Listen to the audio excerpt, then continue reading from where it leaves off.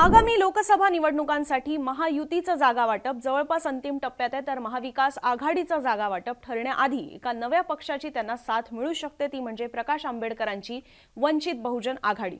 मुळात लोकसभेच्या 48 जागांमध्ये समसमान जागा वाटप होईल का, नाही झालं तर कोण तडजोड करेल, हे सगळे प्रश्न तीन पक्षांमध्येच असताना आणखीन चौथा पक्ष त्यांना सोबत घ्यावा लागणार आहे असं आपण का म्हणतोय, कारण वंचित बहुजन आघाडीला सोबत घेणं महाविकास आघाडीसाठी महत्त्वाचं आहे। तसं जर नाही झालं तर काय होऊ शकतं, म्हणजेच वंचितला जर महाविकास आघाडीने सोबत घेतलं नाही तर त्यांचं काय नुकसान होऊ शकतं हे आजच्या व्हिडिओमधनं समजून घेऊया। नमस्कार, मी अनुजा, तुम्ही पाहत आहात मुंबई तक। नुकत्याच झालेल्या एबीपी वोटरच्या सर्व्हेमध्ये मतांची टक्केवारी जर आपण पाहिली तर लोकसभा निवडणुकांसाठी महायुतीला 37% इतका वोट शेअर दाखवण्यात आलाय, महाविकास आघाडीला 41% आहे। हेच जर इतर पक्षांचं प्रमाण पाहिलं तर ते सुद्धा 22% इतकं आहे। आता या सर्वेमध्ये अजूनही वंचित बहुजन आघाडीला महाविकास आघाडीमध्ये धरण्यात आलेलं नाहीये, कारण वंचित ही सध्या फक्त त्यांनी शिवसेना ठाकरे गटासोबत आघाडी केलेली आहे, मवियासोबत नाही। त्यामुळे महायुती आणि महाविकास आघाडी यांना जर आपण काही वेळेला बाजूला ठेवलं तर इतर पक्ष सुद्धा 22% इतकी मतं खात आहेत। अर्थात यात वंचित, मनसे, एमआयएम, स्वाभिमानी शेतकरी संघटना अशा अनेक पक्ष जरी असले तरी सुद्धा त्यात वंचित फॅक्टर हा वरचढ ठरतो। जर वंचित स्वतंत्र लढली तर महाविकास आघाडीच्या मतांच्या टक्केवारीला धक्का लागू शकतो, जर वंचित महाविकास आघाडी सोबत गेली तर मात्र त्यांना फायदा आहे। पण हे सगळं आपण कशाच्या जोरावर बोलत आहोत तर 2019 मध्ये झालेल्या लोकसभा आणि विधानसभांच्या निवडणुकांचे निकाल पाहिले तर तुम्हाला समजेल की वंचित फॅक्टर काँग्रेस राष्ट्रवादीला किती मोठा नुकसानदायी ठरलेला। 2019 ची लोकसभा निवडणूक पाहिली तर माजी मुख्यमंत्री अशोक चव्हाण, सुशीलकुमार शिंदेंसारख्या काँग्रेसच्या बड्या नेत्यांना वंचित बहुजन आघाडीच्या उमेदवारामुळे फटका बसलेला। लोकसभेच्या एकूण 48 जागांपैकी काँग्रेस राष्ट्रवादीच्या आघाडीला अवघ्या 5 जागांवर समाधान मानावं लागलं आणि त्यात सुद्धा काँग्रेस सारख्या पक्षाला तर महाराष्ट्रात केवळ एकच जागा मिळाली, चंद्रपूरची। त्यामुळे सगळ्यात पहिले लोकसभा निवडणुकीचं चित्र पाहूया, ज्यात समजेल वंचितने आघाडीला नेमका कुठे कुठे धक्का दिलेला आहे। 2019 मध्ये वंचित आघाडीमध्ये आंबेडकरांची भारिपा आणि ओबीसींचा एमआयएम असे एकत्र येऊन त्याला वंचित बहुजन आघाडी नाव देण्यात आलेलं होतं।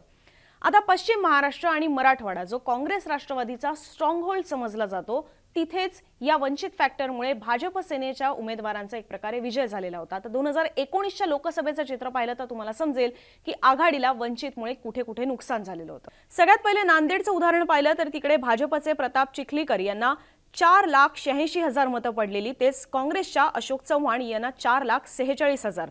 पण त्याच ठिकाणी वंचितचे यशपाल भिंगे यांनी तब्बल 1,66,000 इतकी मतं घेतलेली होती। हीच मतं जर वंचित आणि आघाडी एकत्र असती तर प्रताप चिखलीकर यांना मागे टाकायला आघाडीला यश मिळालं असतं। सोलापूरचा विचार करायचा झाला तर तिथेही भाजपचे जय सिद्धेश्वर स्वामी यांना 5,24,000 मतं पडलेली होती, काँग्रेसच्या सुशीलकुमार शिंदे यांना 3,66,000 मतं पडलेली होती आणि त्याच ठिकाणी वंचितचे प्रमुख प्रकाश आंबेडकर यांना 1,70,000 इतकी मतं पडलेली होती। इथे सुद्धा जर पाहिलं तर सुशीलकुमार शिंदे आणि आंबेडकर यांची मतं आपण बेरीज केली तर ती सुद्धा भाजपला मिळालेल्या मतांपेक्षा पुढे जाते। सांगलीचं उदाहरण पाहिलं तर इथे भाजपच्या संजय काका पाटील यांना 5,08,000 मतं पडलेली होती। हेच आघाडीचा मित्रपक्ष स्वाभिमानीचे विशाल पाटील यांना 3,44,000 मतं पडलेली होती। त्याच ठिकाणी त्यावेळेला वंचित बहुजन आघाडीकडून निवडणूक लढवलेल्या गोपीचंद पडळकर यांना तब्बल 3 लाख इतकी मतं पडलेली होती। इथे सुद्धा वंचित आणि आघाडीच्या उमेदवाराच्या मतांची बेरीज केली तर ती संजय पाटील यांच्या पुढे जाते। हातकणंगले मतदारसंघ पाहिला तर तिथे सुद्धा शिवसेनेच्या धैर्यशील माने यांना 5,85,000 मतं पडलेली होती, तेच स्वाभिमानीचे राजू शेट्टी यांना 4,89,000 आणि वंचितच्या असलम सय्यद यांना 1,23,000 इतकी मतं पडलेली होती। परभणीचा विचार करायचा झाला तर इथेही शिवसेनेचे संजय जाधव यांना 5,38,000 मतं होती, राजेश विटेकर यांना 4,96,000 मतं होती आणि तेच वंचितच्या अलमगीर खान यांना 1,49,000 मतं होती। इथे सुद्धा आघाडी आणि वंचितची बेरीज केली तर ती महायुतीच्या उमेदवाराला मिळालेल्या मतांपेक्षा पुढे जाते। गडचिरोली आणि चिमूरचा विचार करायचा झाला तर भाजपचे अशोक नेते यांना 5,19,000 मतं पडलेली होती।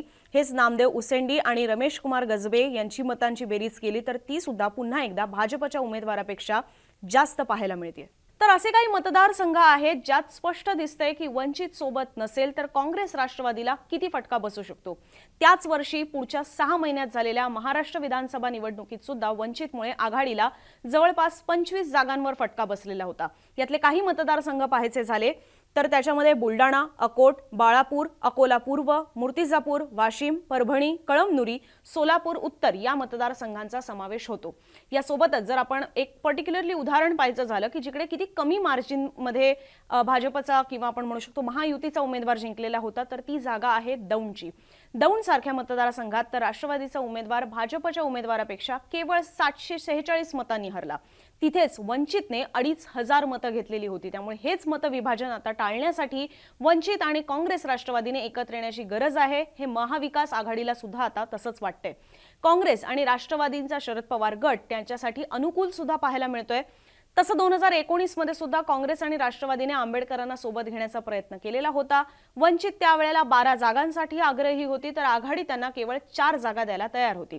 सरतेशेवटी ही आघाडी काही होऊ शकली नाही। मात्र मतविभाजनाने पदरी पडलेल्या केवळ 5 जागा हा धोका आता पुन्हा एकदा आघाडी पत्करणार का की आंबेडकरांना सोबत घेणार हे मात्र आपल्याला पाहायला हवं। याच्यावरची तुमची मतं कमेंट बॉक्समध्ये जरूर आमच्यापर्यंत पोहोचवा आणि आता लोकसभा निवडणुकांच्या दृष्टीने अनेक विश्लेषणात्मक रिपोर्ट्स आम्ही तुमच्यासमोर ठेवत राहणार आहोत, सोबतच चर्चा घडवून आणणार आहोत। त्यामुळे मुंबई तकच्या YouTube चॅनलला तुम्ही अजूनही सबस्क्राइब केलं नसेल तर जरूर सबस्क्राइब करा। सोबतच mumbaitak.in या आमच्या वेबसाईटवर सुद्धा तुम्हाला अशाच प्रकारे अनेक बातम्या सविस्तररित्या वाचता येतील। बघत रहा मुंबई तक।